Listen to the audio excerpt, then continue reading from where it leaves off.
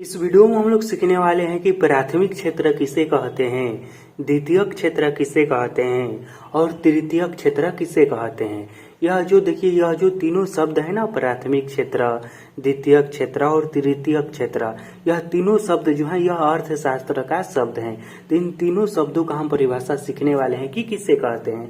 तो चलिए हम एक एक करके तीनों को समझते हैं। तो सबसे पहले हम यह सीख लेते हैं कि प्राथमिक क्षेत्र किसे कहते हैं। तो देखिए, कृषि क्षेत्र को प्राथमिक क्षेत्र कहते हैं। प्राथमिक क्षेत्र किसे कहते हैं? तो कृषि क्षेत्र को प्राथमिक क्षेत्र कहते हैं। जैसे में हो गया, देखिए कृषि में अब क्या क्या आएगा। तो एक तो कृषि हो गया जिसमें खेती किया जाता है, धान गेहूं या किसी भी फसल का खेती किया जाता है, तो वह सब कृषि क्षेत्र से आ गया।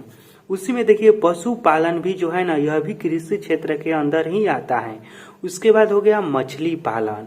यह सब जितना भी इस तरह के है ना, जीव जंतु पालन वाला, यह सब किसके अंतर्गत आता है?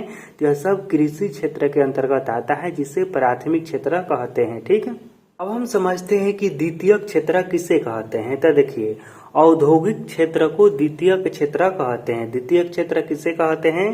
तो औद्योगिक क्षेत्र को द्वितीयक क्षेत्र कहते हैं। इसमें क्या क्या आता है? तो देखिए, सभी कंपनी जिसमें सामान बनाया जाता है, गैस हो गया, बिजली हो गया, यह सभी किसमें आता है? तो यह सभी द्वितीय क्षेत्र में आता है, या यह सब औद्योगिक क्षेत्र है। ठीक, देखिए जिस भी क्षेत्र में सामान का उत्पादन किया जाता है, बनाया जाता है फैक्ट्री में, वह सब कौन सा क्षेत्र है? तो वह सब द्वितीय क्षेत्र है या फिर औद्योगिक क्षेत्र है। अब हम समझते हैं कि तृतीय क्षेत्र किसे कहते हैं। तो देखिए, सेवा क्षेत्र को तृतीय क्षेत्र कहा जाता है।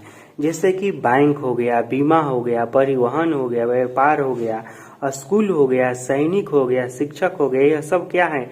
यह सब सेवा करते हैं। और इस सब काम को कौन सा क्षेत्र कहा जाता है? तो इन सब काम को कहा जाता है तृतीय क्षेत्र या फिर सेवा क्षेत्र।